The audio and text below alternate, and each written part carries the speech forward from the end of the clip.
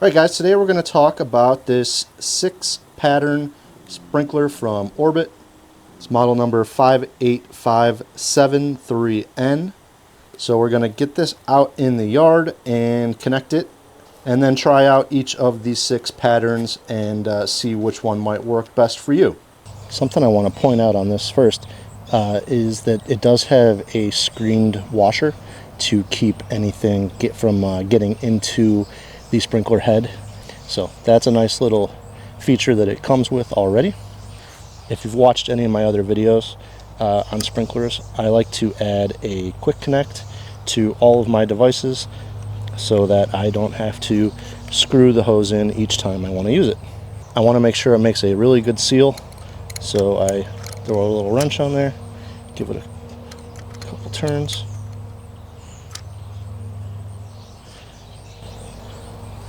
And now I don't have to connect and disconnect the hose.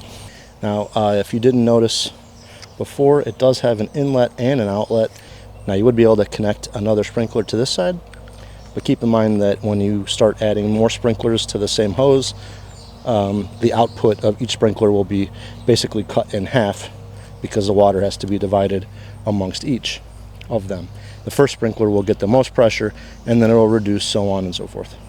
So it looks like we use these 2 settings to adjust how far it swings left and right, and then we pick up here which head we're going to use, and that corresponds with this arrow to determine which way the water is going to spray.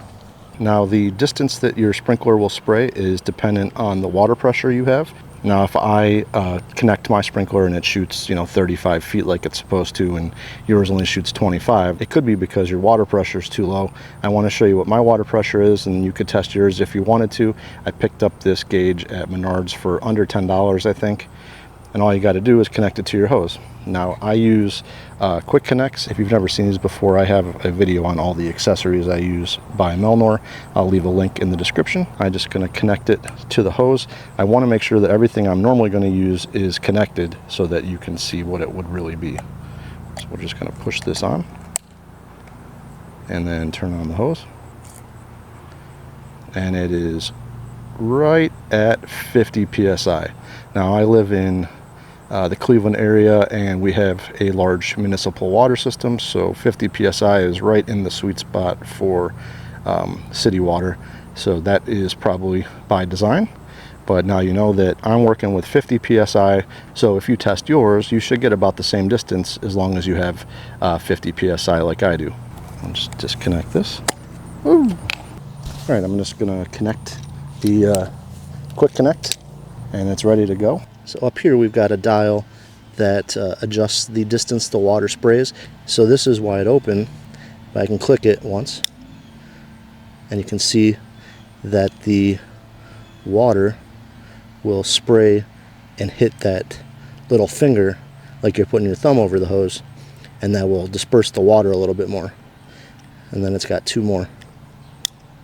2 and 3, so 4 distances. So here is the furthest it's going to shoot, and then here is the shortest it will shoot, and then I'll show you what it looks like when we have the water on. I'm going to start with the small setting with the opening all the way, and let's turn it on and see what it looks like.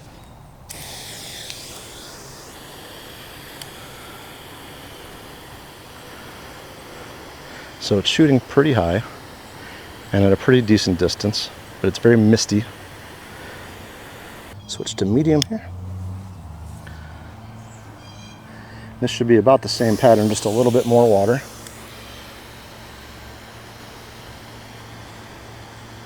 It's hard to see how far it's shooting because it turns into a fine mist. This is going to be large, and it's a lot more water coming out. It's not going quite as far. Very misty, but this is going to put down more water, so you kind of want to pick small, medium, large based on how much water you're trying to put down over a certain amount of time. This is really going to soak the yard. Okay, the next one's going to be shower. If you look down in there, you can see all the little holes that the water comes out. It's going to create little streams independent of each other. And it's just putting a nice fine mist. It's not gonna drown anything. Kind of like a light rain. And now this next one is going to be vertical. And it's got a lot more distance than some of the other ones. This is probably the furthest shooting. And the last one's going to be flat. Now this one comes out at a lower angle because it's flat. It's not quite as far as the vertical. Putting down a nice amount of water though. The oscillating setup seems to be pretty smooth. It's much quieter than a normal oscillating sprinkler, you know, the noise that it can make. Alright, we're back on vertical, and I'm going to turn it on, and then we're going to adjust the distance knob on the top here.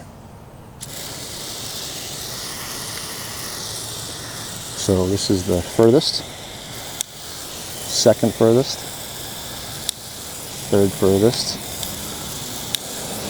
and that almost completely blocks it. This is going to be for a much smaller area. Alright, so I set up some scrap brown paper here, and I measured out 1 foot increments starting at 31 feet all the way up to 40. Now 38 is supposed to be the max distance that it can cover. Radius, it said 76 feet diameter, so that's half, 38 feet. So we're gonna set up the sprinkler, and hopefully this paper will show us how far the water reaches. I'm gonna try to do it shortest to longest so I'm not soaking the paper too much. Alright, so right here we have 38 feet. That's supposed to be the max distance that this can shoot. So let's turn on the sprinkler and see if we can hit that mark.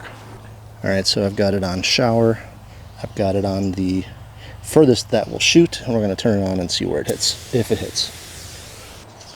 So shower, we got 1 drop just past the 30-foot mark, and that was probably because of the wind pushing it, because it's not coming that far. All right, next we're going to go large on the biggest opening. I don't think the wind is helping, but it is not even close. It's coming out about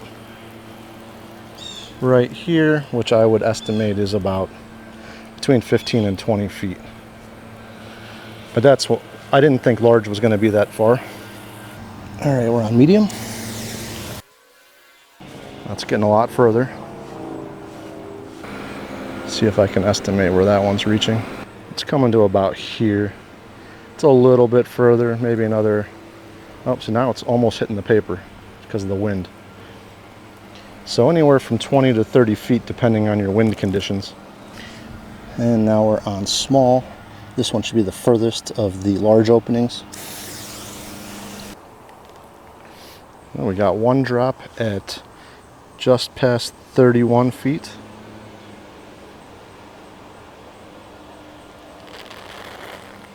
There we go. There's no wind right now, and that one hit 33, almost 34 feet. Now we're going to do the flat setting. I didn't think this one would have too much distance, and it's proving correct. I think the vertical is going to be the furthest one, and that's what we're going to do next. Alright, we got vertical, wide open. Wish the wind would stop. So we just got a gust of wind from my back, and that drop almost hit 38 feet. So is it possible? Yeah, I guess it is possible. Is it likely? No. I would say that 30 feet is about the most you're going to get on a normal 50 psi city water pressure. If you got 60 or 70, maybe you're going to get to 38, but I wouldn't count on it. Alright guys, so it's been a couple months since I've filmed the bulk of this video. I haven't been watering much because we're in a drought, and I wasn't interested in doubling my water and sewer bills. I bought the sprinkler because many of my viewers have purchased this model after watching videos I've made on other sprinklers, so I thought I at least had to give it a shot. The little bit that I have been able to use this one, I'll say it performs as expected. It's just a basic sprinkler. It connects to water and it does what it's supposed to. And I would certainly be using this in my routine in the future. The things that I do like about it is it's easy to set up. Now, it doesn't look as complicated or as intimidating as, say, an impact sprinkler like this. This has the adjustment on top for the distance, which controls this deflector head. And there's a screw over here that goes right into the stream of the water to adjust its diffuser. Same as the fingers on this guy. And so this just looks a little more complicated. It has these different arms down here to control its back and forth motion. So this looks a little more intimidating than that, but that's about the only difference. The movement of this sprinkler is much more smooth and quiet than a sprinkler like this. Because you can adjust the patterns, it could be used for a variety of different applications. The large circular opening, what I have it on now, would be more for watering your lawn. And then you could use something like the shower pattern if you wanted to water flowers. It'll be a lot more gentle and hopefully not knock off the petals of your flowers. And just like most sprinklers, you're able to daisy chain them together by connecting a second hose to the opposite outlet side of the sprinkler. And it does come with the pre-installed filter to keep debris out of your sprinkler head. Now, if I had to nitpick on some things, the advertised distance is likely not going to be reached. They show on the package 76 feet diameter, but 38-foot radius is not attainable in my tests. If you happen to have higher water pressure at your home, maybe it's possible, but I would not expect any more than 25 to 30 feet on a consistent basis for a normal home. Now, the settings on this sprinkler are kind of set in stone, and what I mean is you don't have as many fine-tuning controls as you would on this type of impact sprinkler. You're just kind of limited to the distances and patterns that are there, and this will suffice for most people and most applications. And because I can't see what's inside the sprinkler, I can't speak to its longevity. It feels like pretty much every part of it is going to be plastic, so I would not count on it lasting you a lifetime. So this was just an overview of the different patterns and settings of this sprinkler. I know it wasn't a perfect test, and your setup at home will be different than mine, and that'll likely alter the performance one way or the other, but hopefully it helps you make a decision. If you have any questions, make sure to drop them in the comments, and I'll see you on the next one. Thanks for watching.